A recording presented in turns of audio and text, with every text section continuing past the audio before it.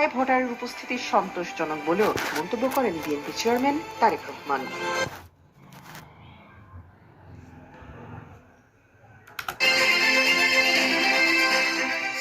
দলীয় জোট সরকার গঠনের লক্ষ্যে গঠিত হয়েছে। আমরা মনে করছি আমরা সরকার গঠনের দ্বারপ্রান্তে রয়েছে। 12ই ফেব্রুয়ারি বাংলাদেশের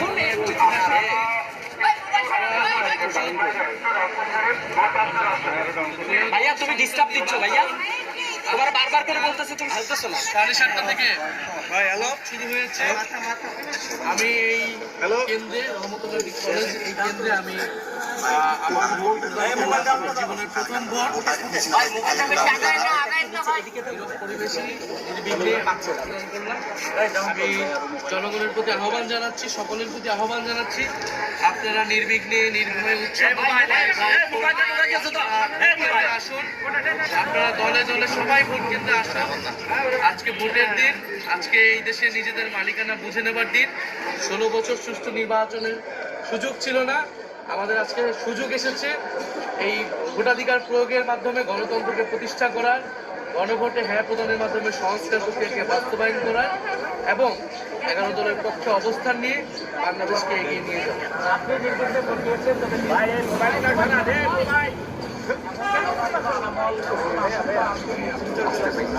আমরা গতকাল রাতে কয়েকটি জায়গায় আকাঙ্ক্ষিত ঘটনা পেয়েছি। রাতে আমাদের দর্শক হয়েছে, আমরাও সোশ্যাল মিডিয়া এই বিষয়ে কথা বলেছি। আমাদের বিভিন্ন প্রার্থীর সমর্থক তাদের উপরে হামলা করা হয়েছে। কুড়িগ্রামে আপনারা দেখেছেন, নোয়াখালীতে, হাজার মধ্যে, হাতিয়াতে, এছাড়াও এরকম কয়েকটি জায়গাতে। আর হাসনাত আবদুল্লার এলাকায় কুমিল্লা 4 দেবিদ্বারে সেখানে কিন্তু ক্রমাগত কয়েকদিন ধরে একটা ভীত সন্ত্রস্ত পরিবেশ তৈরি করে রাখা হয়েছে। মানে অনেকগুলো জায়গাতে, ইভেন আমার এই ঢাকা 11 আসনেও গতকাল রাতে অনেকগুলো জায়গায় আমাদের যে ক্যাম্প বসেছে